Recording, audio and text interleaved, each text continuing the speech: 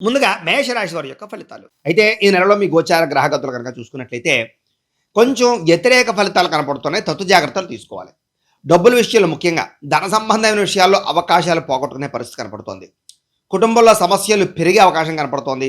ఉద్యోగపరంగా శ్రమకు తగ్గ ఎదుగుదల లేకపోవడం అనేది మీకు కొంచెం మనస్తాపాన్ని కలగజేస్తుంది. జాగ్రత్త.